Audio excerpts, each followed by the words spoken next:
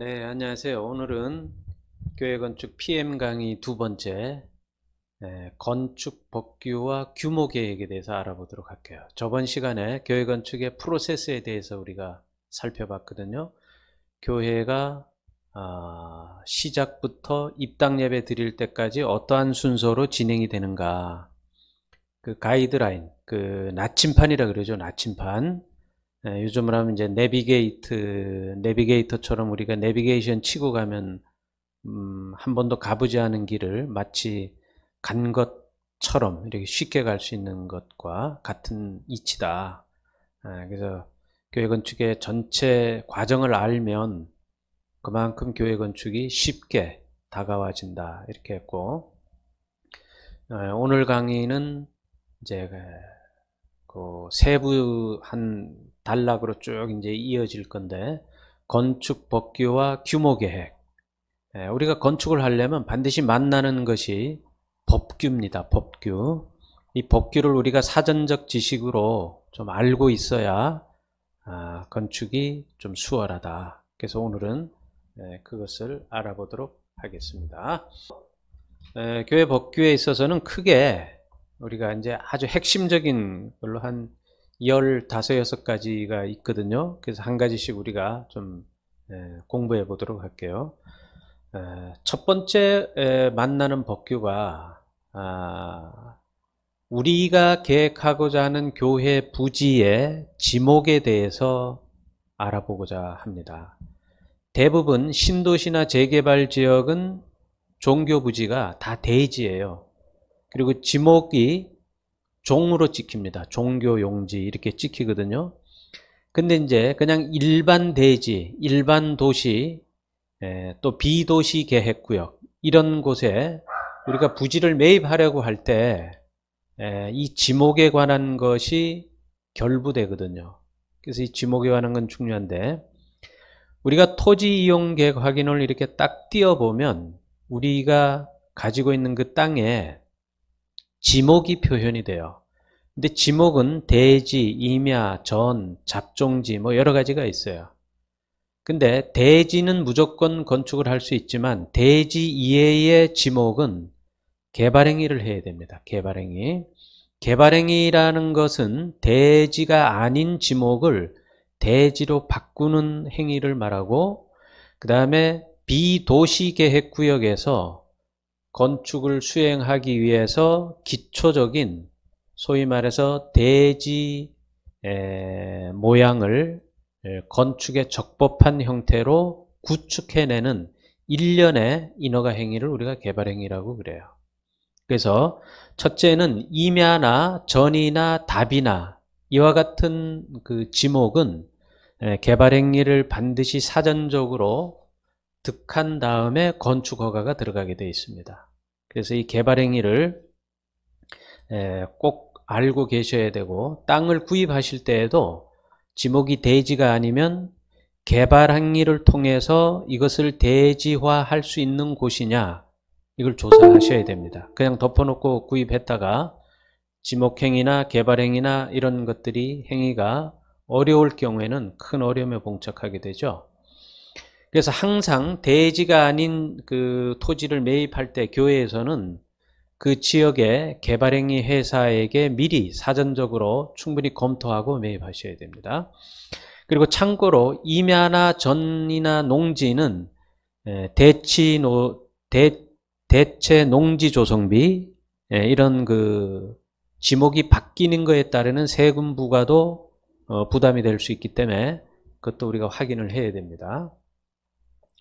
근데 그리고 이제 대지가 아닌 것은 그렇게 이제 인허가에 관한 법규를 알아두시면 되고, 지목이 대지일 경우에는 그럼 지목을 띄웠더니 대지예요. 그럼 대지일 경우에 가장 핵심적인 법규는 뭐냐 하면 대지와 접한 도로에 대한 내용이에요. 도로. 우리 한국의 건축법은 건축 행위를 할 때 반드시 도로에 접해야 되고, 그 도로에 접한 도로의 폭에 따라 가지고 건축하고자 하는 규모가 정해져요.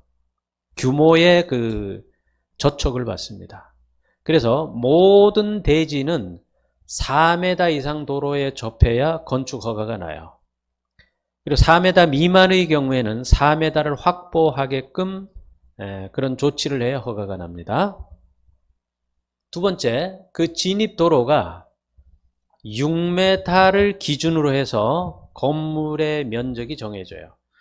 6m 미만의 도로에 접했다. 예를 들어 5m, 4.5m, 뭐 5.5m 이렇게 6m 미만의 도로에 접한 대지는 600평 이하로 건축을 할 수밖에 없어요. 건축법이 그렇게 되어 있고요. 600평 이상을 건축하려면 6m를 넘는 도로에 접해야 됩니다. 대지가. 꼭 중요하죠? 제가 상담한 교회의 일부 좀 예를 들면 이 교회는 꼭 800평 정도를 줘야 돼요. 교육관하고 본당하고. 근데 대지를 가지고 와서 상담을 하는 그 대지를 보니까 6m 도로입니다. 6.5m인가 그래요. 6.6m가 안 넘어요. 6m. 뭐 5.9m 뭐 이 정도 되는데 그럴 경우에는 600평 미만으로 건축을 해야 됩니다. 그래서 그 교회도 조금 이제 당망하는 이제 그런 상황이 있었는데, 그래서 600평 이상을 하려면은 6m 이상, 600평 미만으로 건축하려면은 6m 미만의 도로에는 가능하다. 이렇게 보셔야 되고, 그 다음에 막다른 도로 규정이 있어요. 건축법에서. 막다른 도로. 막다른 도로는 뭐냐면 도로가 쭉 가다가 끝에서 골목길처럼 콱 막혀 있는 도로를 막다른 도로라 그래요. 이 막다른 도로는 건물 그 규모가 규모를 그러면은 지금 이제 6m냐 아니면 6m 미만이냐 여기에 정해지는데, 막다른 도로는 그 막다른 도로의 길이에 따라 가지고 그 막다른 도로의 넓이가 정해져요. 그래서 막다른 도로의 길이가 35m 이상이 되면 그 막다른 도로는 반드시 6m 이상을 확보하게 되어 있습니다. 소방차가 들어왔다 나가지를 못한다는 거거든요. 기니까 막다른 도로가. 그래서 막다른 도로에 접한 종교용지의 경우에는 막다른 도로 길이가 몇 메타냐 이걸 봐야 됩니다. 이거. 그래서 35m가 안 된다 그러면 관계가 없는데 35m가 넘는다 그러면은 6m를 확보해 줘야 돼요. 건물 규모에 관계없이. 이것도 대단히 중요하죠. 그래서 자세한 거는 뭐 모르더라도 큰 틀에서 이런 핵심적인 내용은 좀 알고 계셔야 됩니다. 세 번째, 대지가 이제 제가 지금 말씀드리는 건 이제 대지에 관련된 건축법을 말씀드리는 거예요. 자, 대지가 있는데 대지가 받는 가장 아주 민감한 법이 일조권 사선 제한이라는 법이 있어요. 모든 대지는 북쪽으로 진북 방향이죠. 북쪽 방향에서 내가 짓고자 하는 건물 높이의 반 이상을 띄어야 돼요. 띄어야 돼. 왜 띄나 하면은 그 뒷집의 일조권 확보를 위해서. 그래서 일조권에 의해서 건물의 규모가 이렇게 제한된다. 그럼 위로 올라갈수록 이렇게 계단식으로 꺾이겠죠. 거기 일조권 사선 제한 때문에 그렇습니다. 그래서 북쪽으로 건물 높이의 반을 띄니까 대지의 모양이 동과 서로 이렇게 쭉 긴 부지는 안 좋죠. 북쪽으로 띄고 나면 뭐 질 게 없잖아요. 그러니까 남과 북으로 대지의 방향이 긴 부지가 유리하죠. 북쪽에 띄도 아래쪽에 공간이 많이 남지 않습니까? 그러니까 이거는 부지를 매입할 때 이런 일조권이 어디에 걸리느냐를 보고 종교용지를 매입하셔야 됩니다. 굉장히 중요해요. 이런 거는 좀 잘 알아두셔야 좋습니다. 자, 그런데 우리나라 건축법은 항상 예외 조항이 있어요.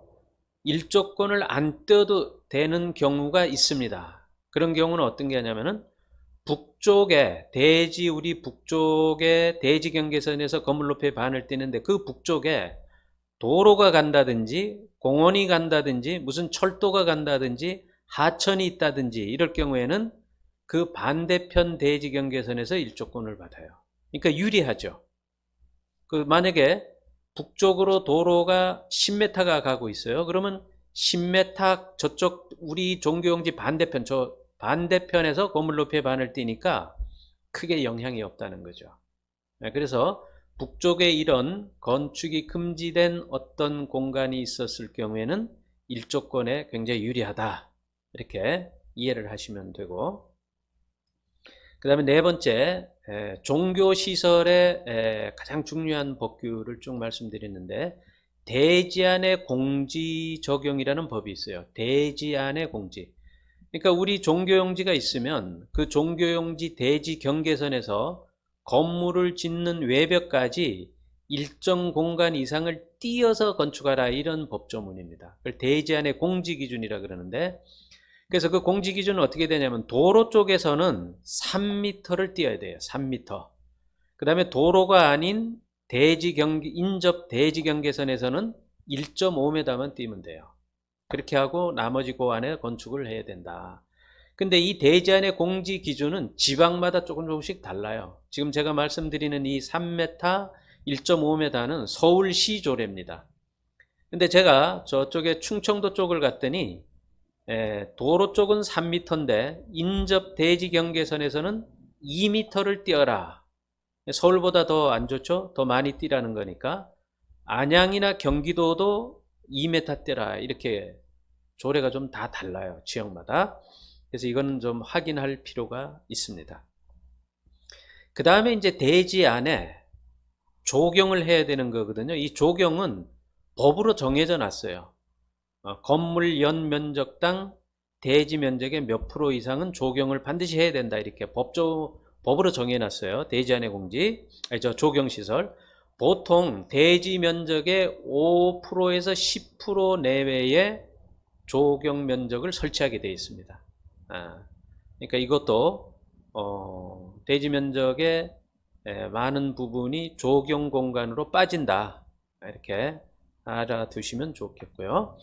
그래서 이 조경 면적은 대지안의 공지에서 어차피 띄지 않습니까? 그 공간에 조경을 설치하면 되겠다, 이렇게 이해하시면 되겠어요. 그 다음에 이제 공개 공지를 대지안에 반드시 설치해야 된다라는 법이 있는데, 이것은 규모가 1500평 이상 건축할 때 해당이 돼요. 땅이 500평인데, 예를 들어서 땅이 500평인데 지하부터 지상까지를 다 졌더니 1600평을 건축하는 교회다, 이랬을 경우에는 1500평 이상을 건축하죠. 그러면 대지 면적의 5에서 10%를, 그러니까 한 6%, 공개공지는 조경은 5에서 10%인데 이 공개공지는 6%, 대지 면적의 6%를 공개공지로 조성을 해야 돼요. 이 공개공지는 쌈지공원처럼 이렇게 보행자들이 쉴 수 있는 공간을 말합니다. 그런 공간을 공익적 차원에서 설치를 하게 돼 있어요. 물론 그건 성도들의 공간도 되지만, 그러니까 이제 500평에 뭐 5%면 이제 25평, 500평에 6%면 한 30평 정도를 공개공지로 설치를 해야 된다. 그 공개공지 안에는 뭐 벤치, 음수대, 뭐 조경, 이런 거를 설치하는 공간을 말하는 겁니다. 제가 이제 어떤 교회 설계를 할 때 이제 브리핑을 하는데, 거기 한 1800평 정도를 건축하는데 땅이 한 1000평 됐어요. 그러니까 한 6%는 거의 한 60평 이상을 공개공지를 둬야 되잖아요. 그랬더니 이제 거기 장로님들이 왜 아까운 땅에 이 공간을 설치해야 됩니까? 라고 이제 질문을 하시는데, 의무사항이 되겠습니다. 그 다음에 이제 대지 조성에 관한 법이 있는데, 대지는 반드시 건축을 할 수 있고 건물이 완성된 다음에 건물의 안전에 위해가 없을 만큼 대지 주변을 조성을 해야 돼요. 대지가 이렇게 경사라면은 옹벽을 설치해서 이렇게 위해가 없게끔 만들어야 되고, 옆에 무슨 뭐 하천이 지나간다든지 이러면 석축을 쌓아가지고 대지의 토양이 유실되지 않는 조치를 해야 됩니다. 그게 이제 대지 조성에 관한 이제 법입니다.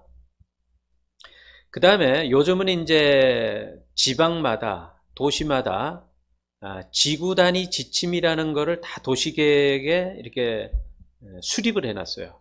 뭐 예를 들어서 부산을 간다. 그럼 부산에 지구 단위 계획을 해가지고 쭉 지침을 만들어 놨는데, 그거는 뭐냐면 지역마다 층수를 다 정해놨어요.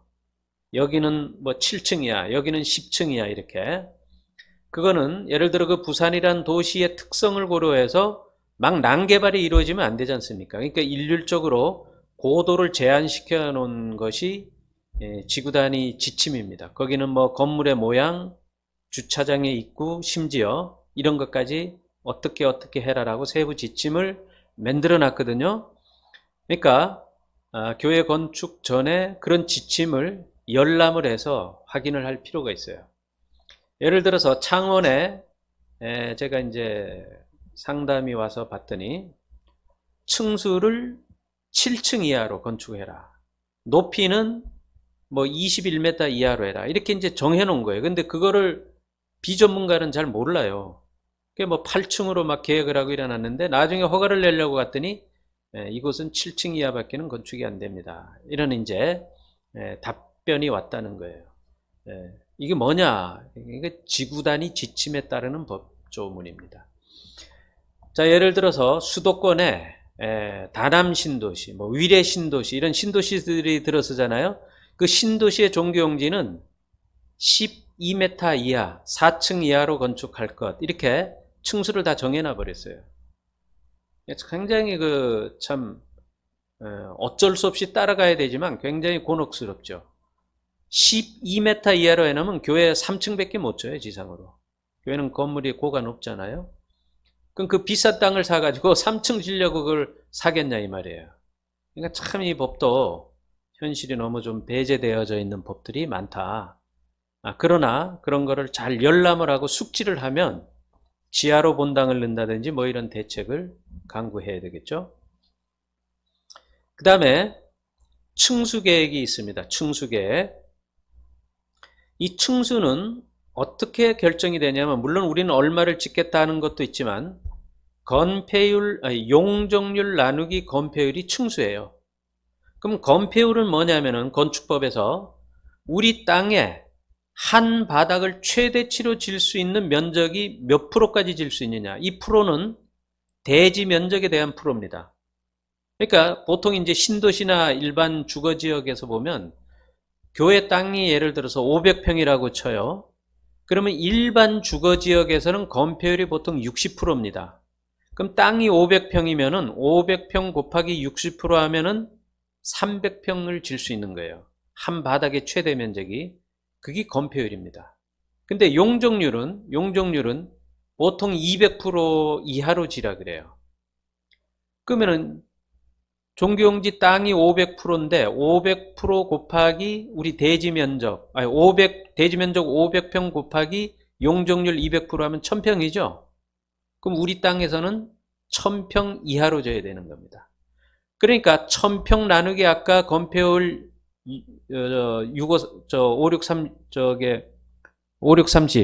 300평 1000평 나누기 300평 하면 그게 층수가 되는 거예요. 그러니까 약 3.5층이 나오죠. 이렇게 되는 겁니다. 그래서 4층을 지려면은 건축 면적을 조금 줄여가지고 그 줄인 것을 위로 올려서 4층으로 건축을 한다든지 이렇게 되는 거예요. 개념 틀을 여러분들께서 정리를 하는 시간이 되면 좋아요. 자, 상업지역에서는 뭐 땅이 70%까지 질 수가 있고 용적률은 뭐 500%, 600%까지 질 수 있어요. 그러니까 상업지역이 가장 용적률을 많이 질 수 있는 땅이고 그 다음에 준주거지역, 그 다음에 일반 주거지역 이렇게 순서로 이렇게 용적률이 낮아집니다. 근데 비도시계획구역, 자연녹지지역은 건폐율이 20%밖에 안 돼요. 땅이 1000평이라면 200평밖에는 못 져요. 그리고 용적률은 1000%입니다. 100%입니다. 100%. 땅이 1000평이면 1000평까지는 질 수 있는 거예요. 그러니까 자연녹지 지역은 용적률도 낮고 건폐율도 낮아요. 땅값이 싸지 않습니까? 그래서 많은 용적률이 허락이 안 된다. 이렇게 이해를 하시면 돼요. 상업지역은 용적률이 많이 나오잖아요. 그래서 땅값이 비싼 거죠. 이렇게 그것이 이제 규모를 산정하는 데 있어서 가장 기초적인 내용이 돼요. 건폐율, 용적률 반드시 기억해 두셔요. 건폐율. 우리 종교용지가 있어요. 우리가 교회를 이전하려고 해요. 그럼 그 주소에 토지 이용 계획 확인을 딱 떼보면 거기 지역 지구가 나와요. 뭐 2종 일반 주거지역이다, 준주거지역이다, 뭐 상업지역이다 이렇게 찍혀 나옵니다. 거기에 따라서 건폐율과 용적률을 계산해 보면 최대 몇 평까지 질 수 있다. 이거를 알 수가 있죠. 비전문가라도. 이렇게 이해하시면 되겠고, 그 다음에 건축법에서 건물을 건축하는 데 있어서 가장 중요한 요소가 이제 주차장법입니다. 주차장법. 반드시 주차장 확보를 해야 건축 허가가 나요. 그럼 이 주차 대수를 몇 대를 할 거냐? 이것이 이제 주차장법에서 규정을 하고 있죠. 그래서 서울시를 기준으로 한다면 약 33평당 한 대씩 줘야 돼요. 만약에 우리 교회를 3,300평을 줘야 된다라고 했을 때 3,300평 나누기 33평 하면은 약 100대 나오죠. 100대. 그러니까 3,300평을 지려면 약 100대 주차를 확보해야 건축 허가가 나온다. 이렇게 줘야 돼요. 그러니까 우리나라 건축법규는, 주차장법은 건물 연 면적당 몇 대를 두느냐 이렇게 법이 규정하고 있어요. 근데 미국은 이렇게 규정하고 있지 않고 우리나라처럼 이래 면적당 규제를 하지 않고 있고 인원별 규제를 합니다. 인원별. 그러니까 본당이 몇 명 들어가게 건축을 하냐. 본당이 1000명 들어간다. 그러면은 성도 2인당 주차 한 대를 둬야 허가가 나요. 그러니까 500대 둬야 돼요. 교회에서, 미국에서 1000석 들어가는 본당을 지려면 주차장 500대 둬야 됩니다. 우리나라로 치면 비현실적이죠? 1000평 짓는데 주차 500대를 어떻게 둬요? 못 둬요. 그래서 미국에 가면 대부분 큰 교회는 저쪽 산 밑에 공장지대 이런 데 위치할 수밖에 없어요. 땅이 넓은 곳에 위치할 수밖에 없다. 왜? 주차 확보 때문에. 새들백 교회 가보면 저 산 밑에 있어요. 주차장이 어마어마하게 큽니다. 제가 그 교회를 가봤을 때 한 3000석 정도 들어갈 것 같거든요. 본당이. 그러면 3000석 나누기 성도 2인 하면 1500대 주차를 줘야 되잖아요. 우리나라에 1500대 주차 들어가는 교회 없습니다. 그러니까 근데 현실적으로 보면 미국이 맞아요. 면적으로 하면 좀 넌센스입니다. 왜냐하면 우리나라 1000평 교회를 지면은 연면적이 약 3300평 밖에 안 되거든요. 그럼 100대면 돼요. 100대. 미국에는 1500대를 둬야 돼요. 이게 말이 안 되잖아요. 아무튼 그 법을 우리는 면적 대비로 규정하고 있다. 우리나라는 이렇게 이해하시면 되고, 그 다음에 건물 내부에 들어가는 법규 중에 가장 중요한 게 계단입니다. 계단. 종교시설은 반드시 계단을 2개를 둬야 돼요. 주계단, 피난계단 이렇게. 건축위원회에서 많은 질의가 왜 계단을 이렇게 많이 두냐 이런 질문을 많이 하는데, 법상 2개를 둬야 되고, 2021년 4월부터 올 4월부터 이 계단에 대한 법이 어떻게 강화가 됐냐면, 계단과 계단 사이의 거리를 건물의 대각선 길이의 3분의 1 이상 띄게 돼 있어요. 이렇게 벌리게 돼 있어요. 자, 이 법이 이제 바뀌었는데 왜 바뀌었냐면, 계단을 이렇게 2개 계단을 가깝게 붙여 놓으니까 불이 나니까 어디로 피난을 하죠? 계단으로 피난을 하잖아요. 계단에 다 몰려 있다가 질식돼서 사상이 많이 난다는 거죠. 그래서 계단을 벌려 놓는 거예요. 그러면 혼잡도도 떨어지겠죠. 위급한 상황에. 그래서 계단과 계단 사이를 벌려라. 그리고 계단과 계단 사이는 복도로 연결해야 된다. 이렇게 법이 바뀌었습니다. 법이 바뀌었어요. 그런데 교회가 이런 좀 상식적인 법을 아셔야 돼. 그래야 계획을 할 때에도 뭔가 이렇게 알고 계획을 해요. 그래서 참 제가 이 법규지금 강의를 하면서, 제가 한 2년 전에 부천에 가면 서울신학대학 있죠. 서울신학대학. 거기 대학원 이제 초청 강의가 있어서 거기서 강의를 하면서 제가 이제 그 학장님한테 이런 제안을 했어요. 신학교에서 뭐 신학 공부도 중요하지만 건축 법규 강좌를 꼭 한 학기는 하십시오. 저희 같이 전문가를 한 학기 불러가지고 건축법을 반드시 공부하고 졸업을 시키셔야 됩니다. 그래서 그 학장님, 왜 그렇죠? 그래. 아니, 신학교 졸업하고 나서 그분들의 목사님들의 비전이 성전 한번 짓고 이렇게 큰 비전인데, 건축법을 모르니까 이게 업자들한테 당하고, 건물 짓다가 그냥 교회가 그냥 풍지박산이 되고, 목사님은 그냥 어려워가지고 그냥 목회도 못하시고 이렇게 너무 어렵게 된다, 이게. 그러니까 목사님들이 신학교에서 건축법 정도는 한 학기 강의를 듣고 졸업하시게 해라. 이게 뭐 저 상가교회 개척할 때부터 바로 건축법에 노출이 된다. 피난 점검 나오지 뭐 나오지 뭐 위반됐다 그러지 이런 거니까 건물을 증축할 때도 기초적인 법규를 좀 아셔야 된다 목회자들이. 근데 대답을 하셨는데 강좌가 아직까지 설치가 안 되고 있어요. 그래서 이 건축법 너무 중요합니다. 목사님들이 이 건축법에 너무 애를 먹고 교회 건축하다가 그냥 탈진이 돼버리세요. 그래서 이게 너무 중요해요. 이게. 제가 이 지금 피행 강의를 통해서 아주 뭐 정말 핵심적인 것만 이렇게 강의를 하는데 이 정도는 좀 기억을 하셨으면 좋겠어요. 자, 그래서 주계단, 피난계단을 반드시 해야 되고 어떻게 된다고요? 건물의 대각선 길의 3분의 1 이상을 벌려야 된다. 이렇게 법이 바뀐 겁니다. 올해. 그 다음에 이제 종교시설은 건축법에서 다중이용 시설로 들어가요. 다중이용 시설. 다중이용 시설은 뭐냐면 극장, 백화점, 뭐 교회 이렇게 일시에 많은 사람이 붐비는 용도다 이래가지고 다중이용 시설로 편입을 해놨는데 이 다중이용 시설은 엘리베이터를 반드시 설치해야 됩니다. 건축법에서는 6층 이상을 건축할 때는 반드시 엘리베이터를 두게 돼 있어요. 한 대 이상. 근데 교회는 이 엘리베이터를 반드시 둬야 되는데 장애우 겸용 엘리베이터를 둬야 돼요. 휠체어를 타고 들어와서 본당까지 장애우가 어려움 없이 접근할 수 있게 해줘야 됩니다. 그렇지 않으면 이제 허가가 안 나요. 그 다음에 우리가 교회 내부 들어가면 교육관이 있고 뭐 유치부, 초등부, 중등부에서 이제 복도가 있죠. 복도. 이 복도 폭이 뭐 2m냐, 1.8m냐, 뭐 2.5m냐 이 넓이가 정해져요. 복도 폭을 그냥 임의로 하는 게 아니에요. 건축법에 몇 미터 이상으로 해라라고 법규로 정해놨어요. 근데 그 정한 기준이 뭐냐면 그 층의 바닥 면적이 몇 평이냐. 바닥 면적이 넓으면 복도도 넓게 해야 되고 바닥 면적이 좁으면 복도가 조금 좁아도 된다 이런 의미예요. 그래서 500제곱미터 이상은 그러니까 500m를 기점으로 해서 500m 이하는 1.5m 복도 넓이가 500에서 1000제곱미터까지는 1.8m 1000제곱미터 이상은 2.4m 이상을 확보하게 만들어 놨어요.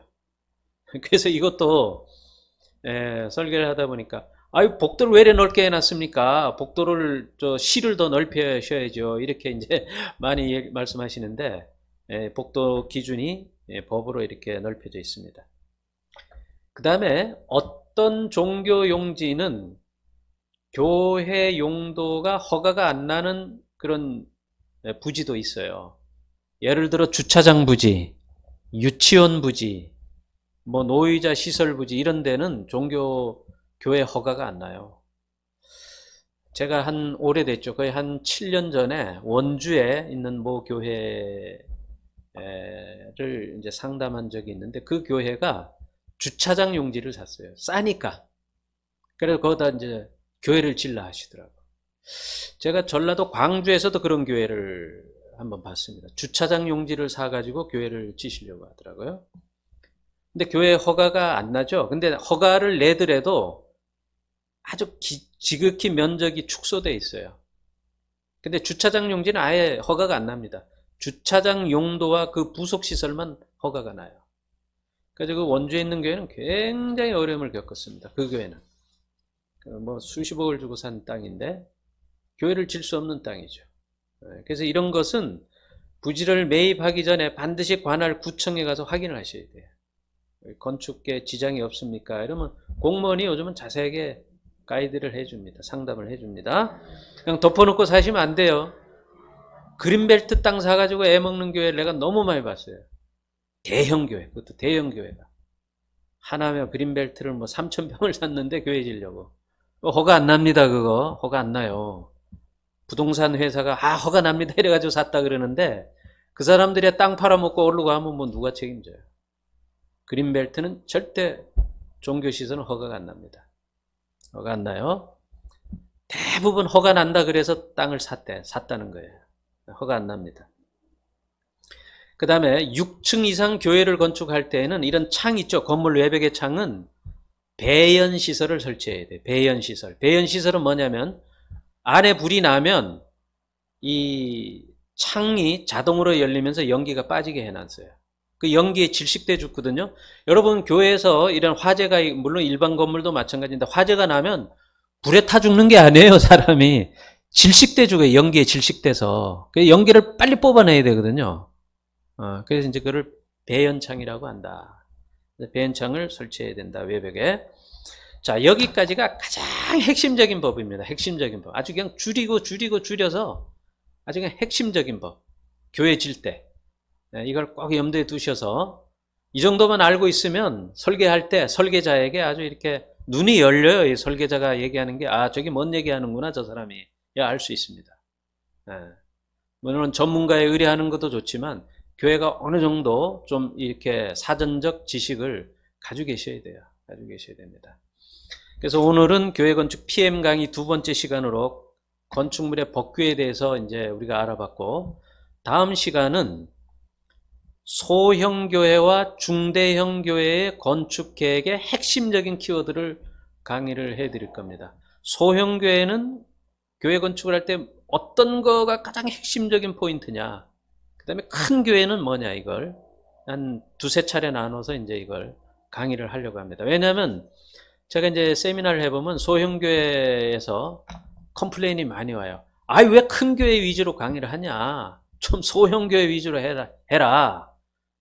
그런 의문이, 질의가 많으셔서, 소형 교회가요, 대형 교회 설계하는 것보다 더 어려워요. 작은 공간을 딱 쓸 수 있게 해야 되잖아요. 그래서 우리가 소형 교회에서 핵심적인 키워드는 뭐냐, 이를 이제 다음 시간에 살펴보고, 이 PM 강의는 거기 이제 www.yakin.net에 들어가면 쭉 떠 있습니다. 그리고 야긴 TV에 쭉 떠 있기 때문에 목사님께서 쭉 이 강의를 공부를 끝까지 하신 분들은 교회 건축 아주 잘합니다. 거의 준 전문가가 다 되셨어요. 가보니까 뭐 건축비 예산 수립부터 쫙 하시더라고요. 그래서 많은 보람을 느꼈는데, 오늘 하여튼 강의 경청해 주셔서 감사합니다. 승리하는 한 주 되세요. 감사합니다. 비전과 진보의 이름, 야긴 건축. 1994년 이후 전국의 수많은 교회를 설계, 감리해온 야긴 건축. 교회 건축을 위해 쌓아온 25년여의 노하우와 설계 철학으로 최고의 명작을 탄생시킬 것입니다. 설계에서 완공까지 교회 건축의 믿음직한 동역자가 되겠습니다. 교회 건축의 시작과 완성은 야긴 건축과 함께 하십시오.